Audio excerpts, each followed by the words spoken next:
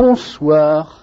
Alors j'étais en train de demander à Jean Raspail s'il ferait des nôtres le 7 novembre, et il me répond que oui, bien entendu, il sera des nôtres pour à la mesure où Serge Becquet, je viens de l'apprendre. Ben voilà. Il faut dire que j'étais absent, ça fait un mois et demi. Si vous n'écoutez pas la radio, mon cher maître, comment voulez-vous Je dis mon cher maître, non pas que vous soyez avocat, mais parce que vous êtes un écrivain, et les écrivains ont droit à ce beau titre. Oui, non, pas ça avec moi. Bon. Alors donc, le 7 novembre, alors, je vous dis tout, puisque vous n'étiez pas au courant. Ouais. Le 7 novembre, c'est le 4e anniversaire de la première émission en direct de Radio Courtoisie. C'est l'anniversaire également, enfin c'est plutôt la 4e fête de la francophonie.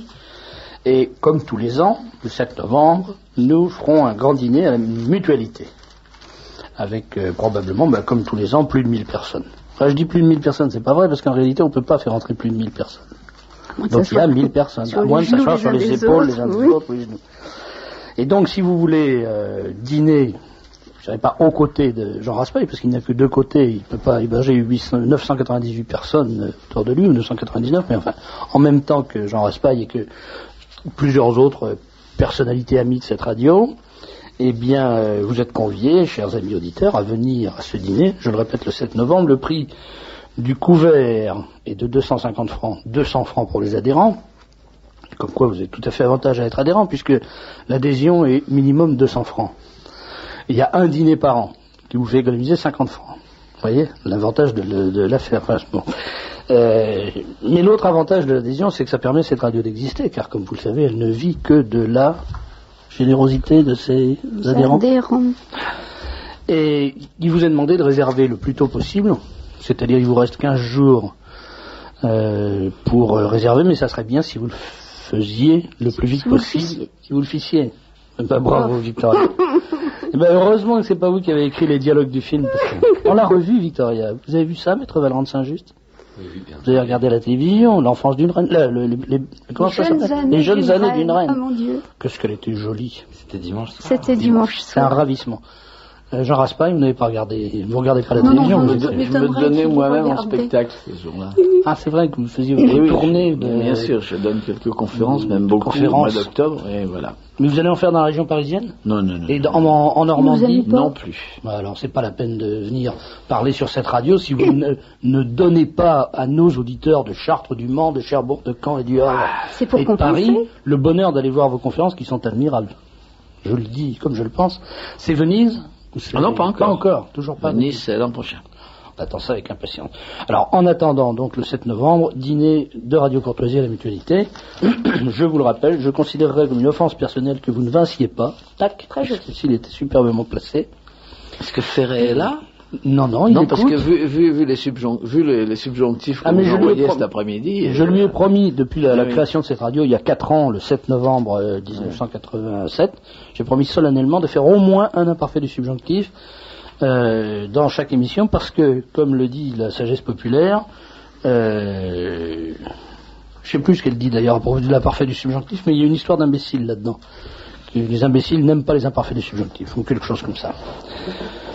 Alors, Jean Raspail, je n'ai pas demandé de venir pour écouter mes bêtises, mais parce que vous êtes l'auteur d'un beau livre dont vous avez déjà parlé dans l'émission de Pierre de Brévitsen ce matin, ce qui fait que ce jour est un petit peu une journée Raspail à la radio Courtoisie. Bon, il faut dire que les radios périphériques arrivent à faire des journées avec des chanteurs, avec des Johnny Hallyday et des gens comme ça. Ah, c'était Bedos tous ces temps-ci. Oui, comme on a eu les journées Bedos. C'est un mot que je ne prononce jamais, mais en tout cas pas à table. Oui. Et par conséquent, je n'en dirai pas plus. Mais alors donc, si on fait une journée avec le nom que vous venez de citer, on peut certainement aussi faire peut-être une semaine même avec Jean Raspail, sans fatiguer l'auditeur. J'espère que je ne vais pas redonder avec l'émission de Pierre de Brévitsen, que malheureusement je n'ai pas pu écouter ce matin, mais au moins on ne pourra pas m'accuser d'avoir copié.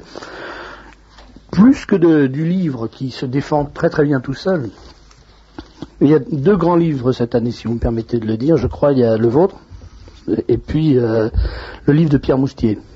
On dit, j'ai pas encore lu le livre. Un si bel orage. Et que j'ai lu il y a... je sais pas, 3 jours. J'ai pris il y a 3 jours, je l'avais sur ma table depuis un moment. Et comme Pierre Moustier m'avait téléphoné comme ça pour me donner un petit signe d'amitié, j'ai eu un peu honte de ne pas avoir lu son livre, et je me suis jeté dedans et je l'ai dévoré en une nuit. C'est une merveille. C'est un petit joyau. Et curieusement, je ne sais pas pourquoi, je pense que c'est la qualité des auteurs, la qualité d'homme des auteurs, curieusement, on retrouve les mêmes émotions par moments, cette espèce comment dirais-je, d'amour profond, d'amour, je dirais même dévorant de la vie. Et donc c'est 2 livres à lire. Il y a une libraire, et même plusieurs libraires, qui m'ont écrit et qui m'ont dit, je vous cite ça comme je l'ai reçu, hein, c'est pas pour nous donner des gants, un moustier à moi, mais qui m'ont dit, il n'y a que 2 livres cette année, il y a le moustier et vous, et heureusement que vous êtes là. Enfin voilà, c'est des libraires que je connais ni d'Ève ni d'Adam d'ailleurs, qui m'écrivent spontanément, et j'ai pas pu lire le livre de Moustier parce que j'avais pas le temps tout ce mois-ci, mais je vais me précipiter dessus. Oui. C'est vraiment une merveille, parce que la langue est splendide aussi. Enfin, c'est trop bien, il n'aura pas de prix. Non, il n'aura pas de prix, c'est évident. Et quand même, il sur la liste des Goncourt. Hein. Oui. Ça, on lui a fait un coup de chapeau quand même. S'il avait le Goncourt, ça serait la fin du Goncourt. Le Goncourt, il a déjà été décerné au mois de juin, tout le monde sait qui c'est, de toute façon. Ça voudrait dire que le Goncourt a distribué à un écrivain, c'est quand même, ça serait bien, ça serait nouveau. Oui, ça, il comptait pas trop. Bon, en tout cas, on sait que vous l'aurez pas. Ah, mais je suis pas sur la liste, moi, même aussi, elle l'est. Oui, mais justement, en n'étant pas sur la liste, on a pas de ses chances. Alors, ce que j'aimerais, Jean Raspail, c'est que on essaye de parler, je disais donc, non, moins du livre en lui-même, moins de ce qu'il raconte, encore que ce qu'il raconte est suffisamment connu aujourd'hui pour que on puisse le répéter sans déflorer le sujet. Il s'agit du sacre d'un jeune roi de nos jours, c'est-à-dire aujourd'hui, un jeune homme qui s'appelle Pharamond. Philippe Pharamond, de son prénom, enfin de ses multiples prénoms, devient roi de France, de par la grâce de Dieu, par un sacre clandestin en quelque sorte. Clandestin, presque secret. Secret à Reims. Et personne ne le sait, puisqu'il y a 4 personnes au sacre, un vieux cardinal. Il n'y a pas de foule, il n'y a pas de troupes massées, il n'y a pas de sonnerie de cloche, pas de coups de canon, et pas de sonnerie de clairon, ni de battement de tambour. C'est donc un sacre, un véritable sacre, mais qui est en dehors d'une prise de pouvoir réelle. Voilà. Alors, on dit il y a une tradition qui dit qu'un livre est tout entier dans sa première et sa dernière phrase. Ah, j'ignorais ça. Oui. Moi, voilà. J'ai toujours fait ça, ce qui consiste à ouvrir un livre, à lire la première phrase et la dernière, et à réfléchir ensuite pour savoir si j'ai envie de lire ce qu'il y a entre les deux. Alors, on va donc faire ça, donner la première phrase et la dernière, et vous allez voir que c'est absolument extraordinaire parce que ça vous oblige à lire le livre. Je le dis parce que c'est la vérité.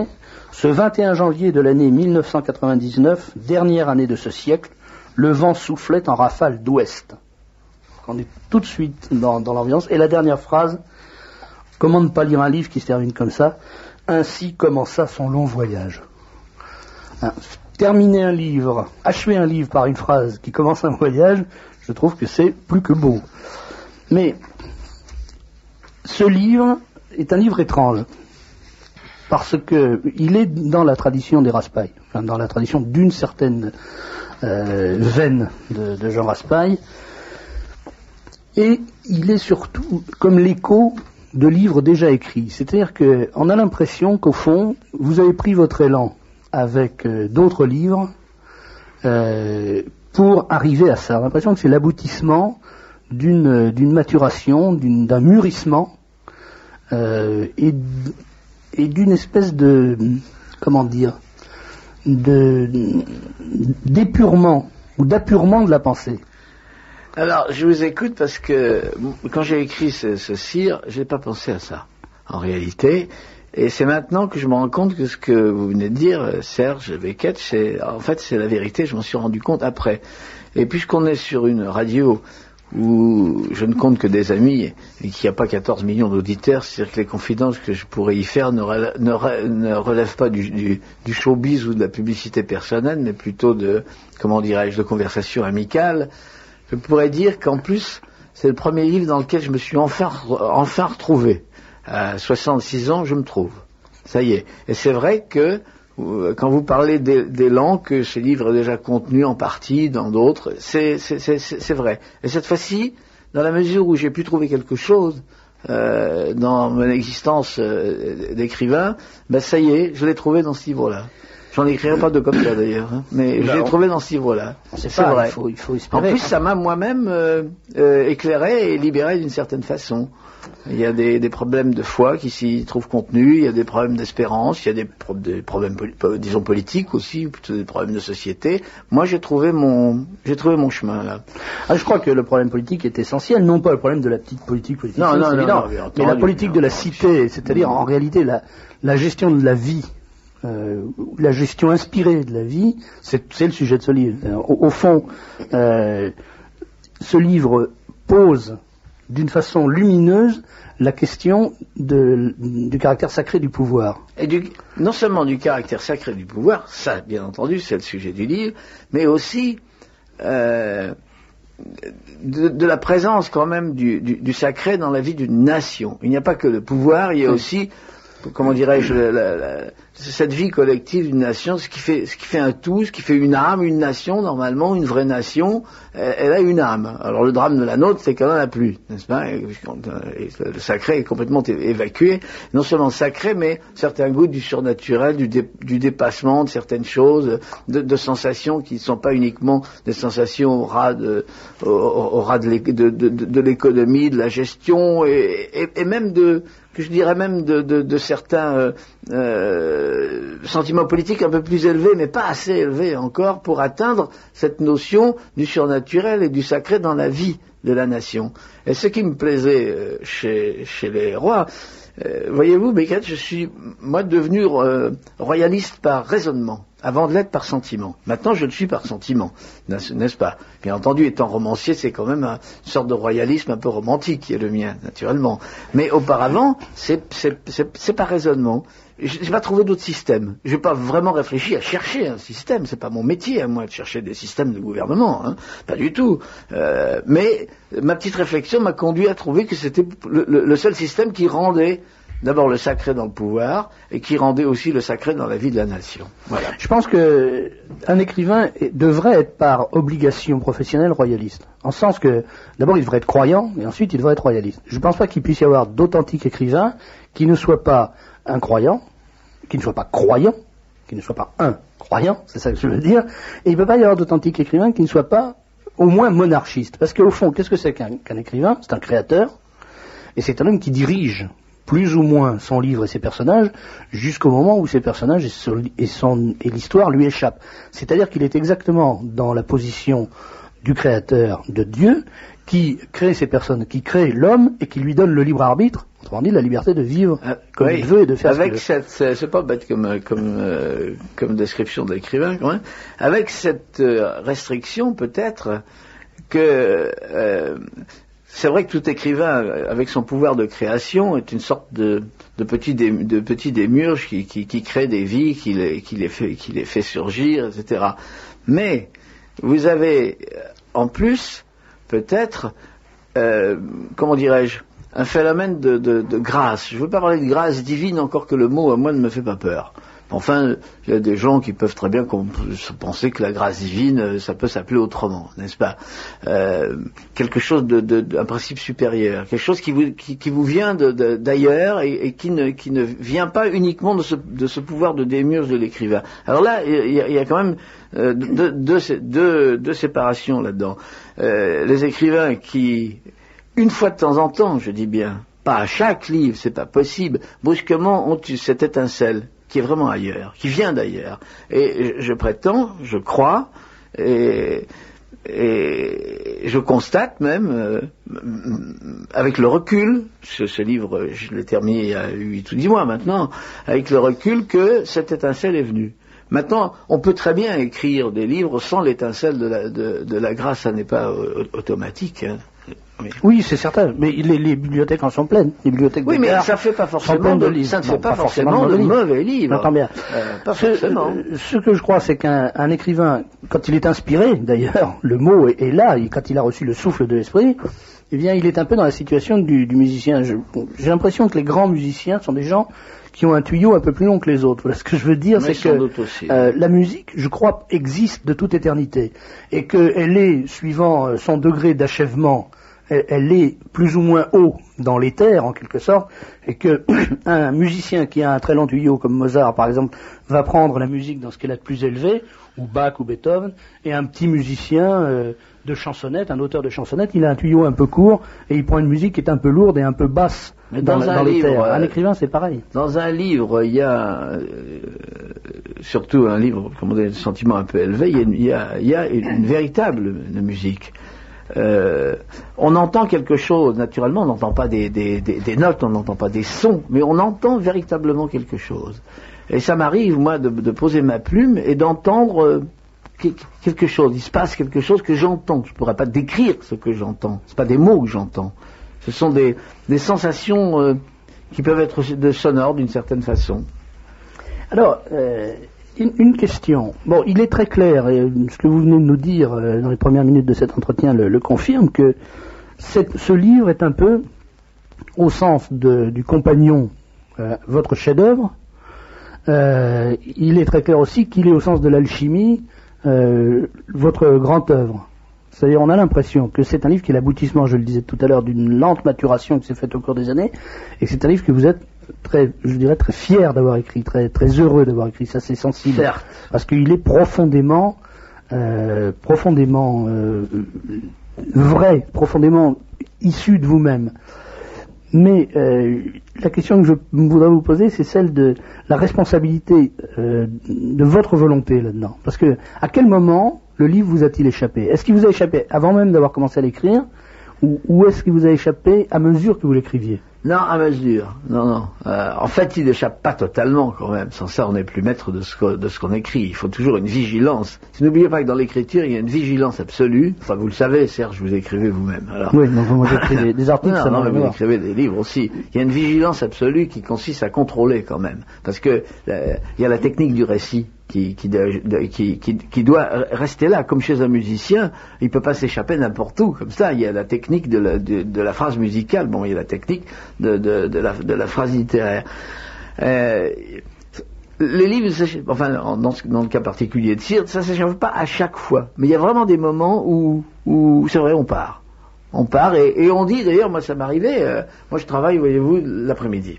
Je travaille de 2h30 à 7h30, tous les jours quand j'écris un livre. Hein. Bon. Eh bien, à 7h30, quand je vois que justement j'ai décollé, si vous voulez, et des pages que je n'attendais pas du tout. Quand je me suis à 2h30, j'attendais pas du tout ce que j'allais écrire, et à 7h30, le résultat n'était pas du tout ce que j'avais prévu ni voulu pour de bon. Et il m'est arrivé, avant mon whisky de 7h30, s'il vous plaît, et bien juste avant mon whisky de 7h30, de dire merci Seigneur. Ah. Puis après, je m'en tenais un bon whisky, à la gloire de Dieu. Est-ce qu'un livre comme ça a une fonction sociale? Parce que on a dit au début que c'était un livre profondément politique, au plus beau sens du mot politique. C'est-à-dire c'est un livre qui apporte une pierre à l'édifice au moins du rêve d'une société parfaite. Mais est-ce que vous considérez qu'un livre comme ça a une fonction sociale, ou est-ce que vous considérez que c'est simplement une façon d'échapper, de sortir de la réalité? Parce que dans la dédicace que vous m'avez faite, vous avez dit pour changer d'air. Et c'est vrai que c'est un livre qui fait changer d'air, enfin plutôt qui apporte tout simplement l'air du grand large dans la vie quotidienne où l'air du grand large souffle pas beaucoup par les temps qui courent. Mais est-ce que ça va pas beaucoup plus loin en réalité? Normalement oui, mais ça dépend du lecteur. Hein. En fait, ça peut très bien être lu comme une sorte de grand dépaysement, de grand souffle d'air extérieur, de changement d'air justement, comme une sorte de triomphe du rêve pur. Et puis ça peut très bien être pris autrement. Moi je l'ai pris dans les deux sens. D'ailleurs ce livre est un mélange de différents genres. C'est ce qui en fait peut-être son originalité, mais aussi sa difficulté, et aussi d'ailleurs par certains côtés ses défauts, parce que j'ai mélangé tous les genres. Voilà. Il y a des appels, beaucoup d'auditeurs appellent déjà pour dire félicitations, merci, et pour poser des questions. Mais justement, le livre est sorti maintenant il y a 2 mois à peu près. Tout à fait, oui. 6 semaines. Donc vous devez commencer, vous nous disiez tout à l'heure que vous aviez des appels de libraires, enfin des lettres de libraires, vous devez commencer à avoir des réactions.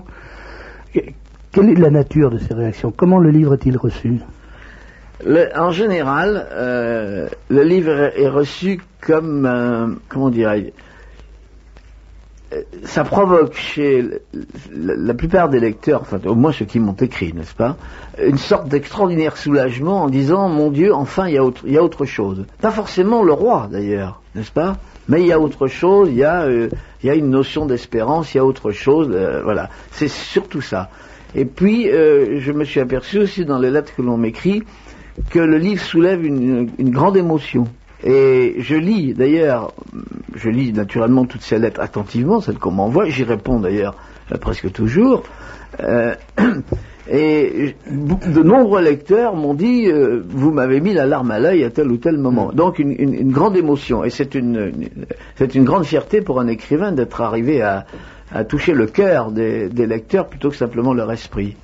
Alors pour l'anecdote, je voudrais dire qu'on reçoit un fax de la part d'un auditeur qui ouvre, et en le lisant tout à l'heure, je me disais ça va arriver, et c'est évident, qui ouvre l'éternelle et l'infermable polémique, monsieur, l'année 1999 ne sera pas la dernière année du siècle. C'est vrai. Répondons à cet auditeur que, oui, j'ai eu pas mal de quelques remarques comme ça. C'est vrai que l'année 1999 n'est pas la dernière année du siècle, je le reconnais volontiers, mais personne, ni mon éditeur Bernard de Fallois, ni les correcteurs, ni tous ceux qui l'ont lu avant de le publier, sont aperçus qu'en effet la dernière année du siècle c'est 2000. Oui, mais enfin c'est un vieux débat. Je crois qu'il y a eu, je crois qu'il y a eu une page par mois dans Science et Vie pendant un an sur cette question. Quelle est la dernière année ou la première année la première année du XXe siècle, ou le premier jour du XXe siècle, a-t-il été le 1er janvier 1900 ou le 1er janvier 1901 Il y a aussi une histoire de subjonctif qui a fait réagir quelques lecteurs. C'est la fameuse phrase des rois thaumaturges, des rois qui guérissaient. Donc très beau livre. Tout le monde sait, tout le monde sait que les rois de France guérissaient des crouelles. Alors Saint-Louis des centaines, Charles X, 2, et encore on ne sait pas s'il est là guéri pour de bon. Et la phrase, dans toutes les études historiques, les recherches historiques que j'avais fait, j'avais toujours trouvé cette même phrase, c'est le roi te touche, Dieu te guérisse, subjonctif. Alors je me suis fait engueuler par 2 ou 3 lecteurs qui m'ont dit mais c'était pas ça du tout, qu'est-ce que c'est subjonctif, la vraie phrase c'est le roi te touche, Dieu te guérit. Ah, j'ai refait des recherches, j'ai pas trouvé cela. Et Degnaud, Jean-François, qui est un de mes amis, et qui est pour très loin de nous d'ailleurs, par certains côtés, n'est-ce pas, m'écrit, je crois que c'est à la fin des Valois qu'on a transformé le présent d'indicatif en subjonctif, quand ça marchait parce moins bien. Oui, c'est ça, les Valois commençaient à moins guérir que les autres. Alors je regrette en effet, le roi te touche, Dieu te guérit, c'est mieux. Alors s'il y a un lecteur qui s'apprête à protester là-dessus, je lui dis tout de suite, mea culpa, en effet, il y a un subjonctif de trop. Alors ça fait plaisir à faire ça. Puisqu'on en est aux protestations, j'ai à vous transmettre la protestation d'un lecteur qui reste extrêmement interloqué à l'idée que des jumeaux monozygotes puissent être de sexe différent. Parfaitement. Alors ça, mon vieil ami, le professeur Wolf de l'Académie française, qui est un charmant, et 2 ou 3 autres académiciens très férus de science, comme Lévi-Strauss ou d'autres, m'ont dit, je crois, mon cher confrère, que vous avez fait une erreur. Les jumeaux monozygotes ne sont que du même sexe. Et j'avoue, en effet, c'est vrai. Alors, je dois vous dire que ça n'est ni le professeur Wolf, ni aucune sommité de la médecine, c'est tout simplement ADG qui m'a dit, fait promettre à Jean Raspail qu'à la prochaine édition de son livre, il enlèvera ce monozygote superfétatoire. Voilà. Bon, ça c'est des petites plaisanteries, mais au fond, ça permet de rentrer dans le travail de l'écrivain, qui est un peu le sujet que je voulais évoquer avec vous ce soir, le travail ou la mission de l'écrivain. Et je trouve que dès le premier chapitre, il y a un détail, un aspect du livre qui ressort parfaitement et très, très fortement, d'une façon qui annonce bien ce qui va se passer. Je vous posais tout à l'heure la question de savoir à quel moment le livre vous avait échappé, et vous disiez que, en fait, il n'échappe jamais vraiment à son auteur. Un livre n'échappe jamais vraiment à son auteur, et pour cause. Vraiment, ça deviendrait échevelé. Mais pourtant, il y a un moment où on sent que ce livre va prendre sa liberté, c'est dès le début, quand la jeune sœur du roi lit le testament de Louis XVI, qui est une espèce qui est un texte sacré, naturellement, un texte sacré de la tradition. Et en lisant ce texte sacré, par conséquent absolument intouchable, elle s'arroge le droit de le modifier. Ça, vous avez raison, Serge, j'avais pas prévu ça. Et quand j'avais pensé qu'il fallait commencer par la lecture du testament du roi de Louis XVI, et c'est cette jeune fille donc qui le lisait, et c'est vrai que c'est venu comme ça. Je sais pas pourquoi, mais c'est venu comme ça. Les protestations de cette jeune fille qui trouve que Louis XVI quand même aurait pu éviter certains mots et qu'il faisait preuve de beaucoup trop d'humilité. Mais et elle arrive à prononcer ces paroles d'humilité, même celles qu'elle ne change pas, avec une telle autorité royale, puisqu'elle est la jumelle du roi, elle est en quelque sorte roi elle-même, que le prêtre qui assiste à ça lui dit: Marie, plaise à Dieu qu'au jour de votre mort vous ne vous présentiez pas devant lui en d'aussi abrupte disposition d'esprit. L'humilité du roi Louis XVI devrait au contraire vous inspirer. Elle l'a perdu, dit Marie. Alors ça, c'est un débat, il faudrait l'avoir avec l'éditeur de l'Œil, le patron des éditions de l'Œil, qui a publié beaucoup de livres sur Louis XVI et qui considère que Louis XVI est un saint, ce en quoi d'ailleurs il a probablement pas tout à fait tort, mais qui considère en plus qu'il est exonéré de toute erreur dans la façon dont il a affronté ces derniers jours. Alors l'idée que le roi a été perdu par son humilité le blesse profondément. Ça serait intéressant d'avoir son opinion sur votre livre. C'est le jugement de cette jeune fille sur son arrière-grand-oncle.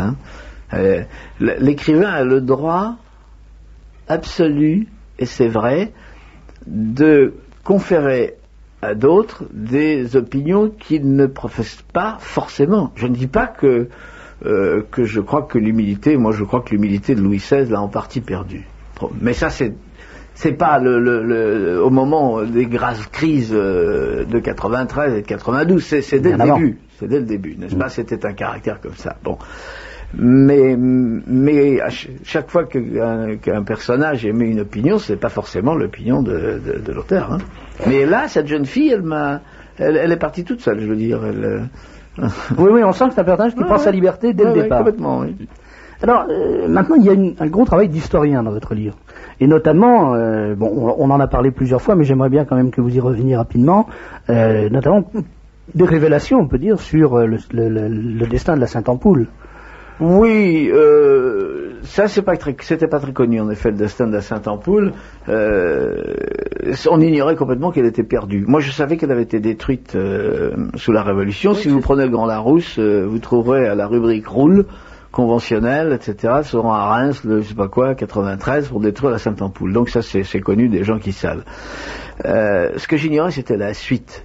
D'abord, il faut faire remarquer quand même avec cette histoire de Sainte-Ampoule que c'est quand même extravagant que des conventionnels qui croient plus à rien, qui trouvent que tout ça c'est des cucuteries et des bigoteries, des superstitions pour tromper le peuple, se mettent à y croire de façon si forte qu'ils envoient une mission spéciale pour détruire la Sainte-Ampoule, dont ils auraient dû logiquement se contrefoutre complètement, n'est-ce pas? Ça c'est quand même curieux, c'est là que deux fois, à contrario, c'est très évident.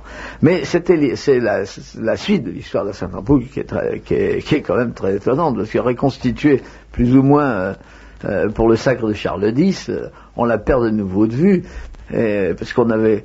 Alors j'ai reconstitué tout ça grâce à l'archiviste, l'archevêché de Reims, qui est un brave saint homme qui s'appelle l'abbé Glois, à qui je rends hommage à chaque fois d'ailleurs, je le dis dans la préface. Dans la préface, oui. Dans la préface, on avait perdu complètement la Sainte-Ampoule parce que au moment de la séparation de l'Église et de l'État, le cardinal archevêque de Reims a cru qu'on allait faire le même coup. Et que l'État allait s'emparer de la Sainte-Ampoule, comme s'est emparé de la totalité de nos églises, nos cathédrales, nos évêchés, des trésors, etc., de tout, n'est-ce pas? Et il a quitté la cathédrale de Reims, chassés comme beaucoup d'ecclésiastiques à cette époque-là par la troupe, et avec la Sainte-Ampoule cachée dans sa poche. Alors à partir de ce moment-là, on la perd complètement de vue.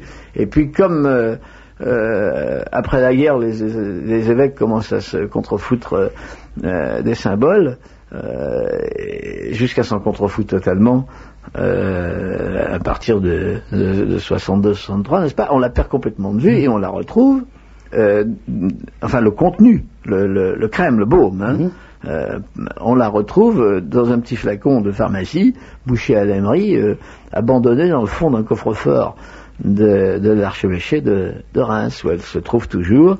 Et hier, il se trouve... Et je savais que l'archevêque écoutait, et j'ai adjuré comme ça à l'archevêque, je lui dis, c'est pas possible, monseigneur, vous pouvez pas laisser ce baume qui a permis de sacrer tous les rois de France sauf 3, n'est-ce pas? Vous pouvez pas le laisser comme ça, comme un objet abandonné au fond d'un coffre, vous devez le sortir, vous devez le mettre dans un tabernacle scellé ou quelque chose, sur un autel latéral de la cathédrale, avec une lumière qui brille jour et nuit. Alors je sais pas ce qu'il en fera, enfin, le retour des symboles. Pour le moment, le symbole est complètement abandonné. Il est peut-être plus à l'abri dans un coffre-fort, à l'abri de la folie parce des que temps. Vous croyez que la République irait s'emparer de la Sainte-Ampoule? Ou pas forcément la République, mais je crois que un certain nombre de timbrés qui polluent cette époque sont parfaitement capables de faire un geste symbolique. D'accord, mais enfin il pourrait être enfermé de façon digne. Oui. Là, il est vraiment abandonné. Je vous rappelle, Jean Raspail, que le 21 janvier 89, avec d'ailleurs un sens très sûr des anniversaires, une poignée de crétins communistes, si vous me passez le pléonasme, sont allés égorger un cochon, enfin verser du sang de cochon sur la pierre sacrée où se trouvait l'échafaud. Qu'est-ce que vous voulez? Il y a des imbéciles. Oui, mais c'est ce que je dis. Donc ils seraient parfaitement capables d'arriver avec un marteau. Je vois très bien Jean Edernalier, par exemple, tout à sa folie républicaine, aller défoncer l'ostensoir à coups de marteau. Il faut s'attendre à tout. Alors, je donne la parole aux auditeurs, puisque malheureusement, vous ne pouvez pas rester beaucoup plus longtemps avec nous. Non, je peux encore rester 10 minutes. Je suis obligé de vous libérer dans 10 minutes, mais pas avec notre plaisir, ça on vous verra partir avec regret. Un auditeur pose une question, ou plutôt lance une affirmation qu'il vous demande de commenter, et qui est intéressante. Les romans, dit-il, envahissent l'histoire, on ne sait plus ce qui est vrai ou faux, le roman pollue l'histoire, qu'en pensez-vous? Ah, c'est pas bête comme réflexion. Quand il s'agit du roman historique, oui, ça c'est pas bête. Le roman, je vois très bien ce qu'il a voulu dire. Parce que c'est vrai que quand on fait intervenir des personnages historiques ou des faits historiques à l'intérieur d'un roman, c'est vrai que le lecteur ne sait plus très bien ce qui est faux ou ce qui ne l'est pas. Mais il faut quand même, quand on écrit un roman comme le mien, par exemple, qui n'est pas du tout un roman historique d'ailleurs, mais qui fait appel à des faits historiques, notamment le sac des tombeaux de Saint-Denis et l'histoire de la Sainte-Ampoule, parce que c'est dans le droit fil de l'histoire que je raconte, il est bien évident que le lecteur peut être troublé en se disant, mais est-ce qu'il invente, est-ce que c'est vrai? Pour ma part, c'est toujours vrai. Il me semble que dans la préface, pour ce qui concerne la Sainte-Ampoule, en tout cas, non pas la préface, mais l'avertissement que j'ai écrit au début de ce livre, je spécifie bien que toute cette histoire de la Sainte-Ampoule est parfaitement véridique. Oui. Voilà.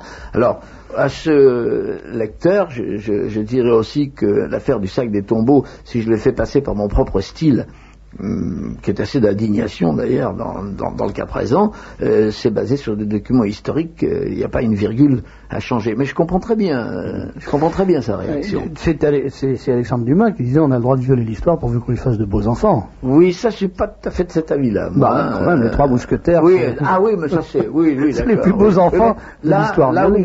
Sur le terrain sur lequel je m'avançais, les tombeaux des rois et la Sainte-Ampoule, je pouvais pas faire de l'Alexandre Dumas. Hein. Alors c'est le roi Charles X, confirme un auditeur, qui a mis le subjonctif à la phrase que les rois prononçaient en touchant les malades pour les guérir des écrouelles. En fait, c'est sans doute parce qu'il n'y croyait pas lui-même, ajoute cet auditeur. Oh, les Bourbons, ils croyaient plus beaucoup, oui. Et ben, on a vu ce que ça leur a rapporté. Alors là, une question tout à fait passionnante, qui est au fond la question que je voulais vous poser aussi. C'est un auditeur qui dit le choix du nom Pharamond dans Cire n'est-il pas une manière de clôturer l'histoire de France par analogie avec l'histoire de Rome qui débute avec Romulus et qui finit avec Romulus Augustus? Non, j'ai pas pensé à ça. Moi, c'est l'idée que j'ai eue. Quand j'ai vu ce prénom, j'ai dit, on a l'impression que c'est un point final. J'ai pas pensé à ça, j'ai plutôt pensé à un recommencement. Puisque Pharamond, on ne sait pas très bien s'il a existé. Hein. Oui, c'est un roi mythique. C'est l'ancêtre, c'était théoriquement, dit-on, le père de Mérovée, donc le grand-père de Clovis. On ne sait pas très bien s'il a existé. C'est Chateaubriand surtout qui a comment dirais-je, mis Pharamond à la mode. Il l'a inventé au sens d'invention d'un trésor. Nous irons combattre avec l'épée, enfin je cite de mémoire. Non, pour moi c'était plutôt un recommencement. On recommence tout à partir du premier. C'est pour ça que vous avez cité la fin du livre tout à l'heure, Serge. Vous avez dit ainsi commença son long voyage. Là-dedans, on peut mettre beaucoup de choses si on pense. Alors, il y a une autre question, toujours. Finalement, on est obligé de revenir au livre parce que c'est comme une espèce de trou noir. Il aspire toute conversation. Il y a une dimension, une pureté totale du jeune roi qui apparaît dans cette clairvoyance qu'il a et qui est la clairvoyance on dirait des anges plus que des saints d'ailleurs. Il y a un côté angélique, à la fois dans son aspect physique et dans sa pureté totale. Clairvoyance qui lui permet de se lever au moment de la communion dans une messe en disant « N'y allez pas, messe sacrilège », car il a senti que le prêtre qui célébrait était en état de péché mortel. Mais la contrepartie, on comprend très bien la nécessité romanesque de cette pureté absolue, mais la contrepartie, c'est qu'on se demande quand même comment un être aussi désincarné va pouvoir engendrer une nouvelle dynastie, ou poursuivre en tout cas la dynastie.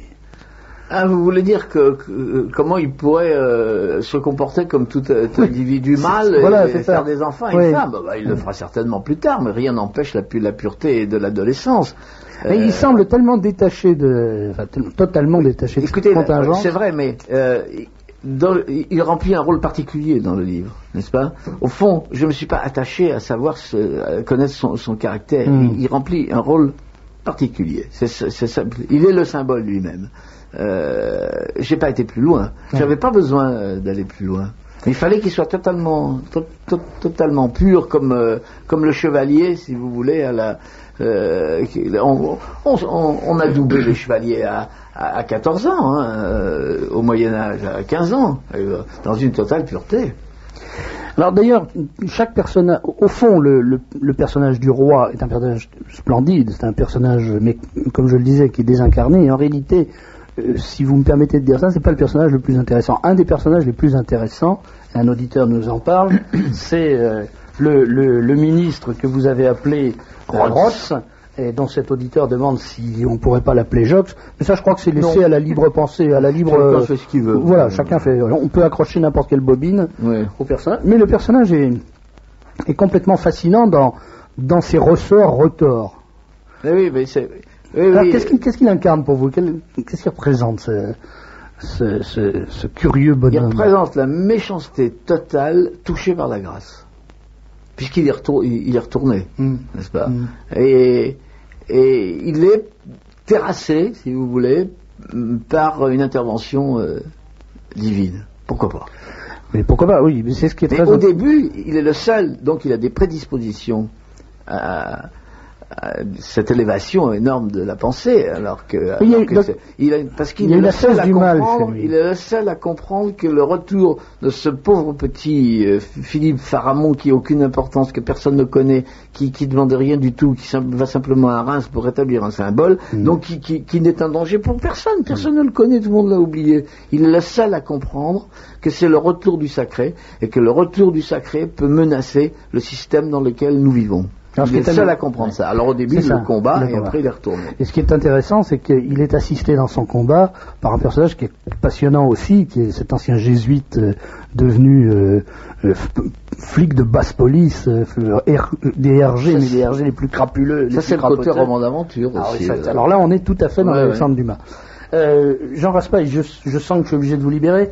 Un auditeur demande si vous voulez bien raconter de nouveau l'anecdote du prince Charles pour ceux qui n'auraient pas été là ce matin. Est-ce que vous avez le temps de le faire? Oui, je l'ai raconté, mais je l'ai raconté assez ce matin. Je l'ai raconté. Oui, c'est ce qu'il me dit, mais moi je veux bien. Elle est très intéressante. Il s'agit de la monarchie britannique, n'est-ce pas? Alors je rappelais qu'il y a quand même, je crois, 7 monarchies. Il y a plus de monarchies en Europe que de républiques. Elles sont ce qu'elles sont, mais enfin, ce sont des monarchies. Et je racontais que j'avais regardé l'émission où Madame Sinclair recevait le prince Charles d'Angleterre.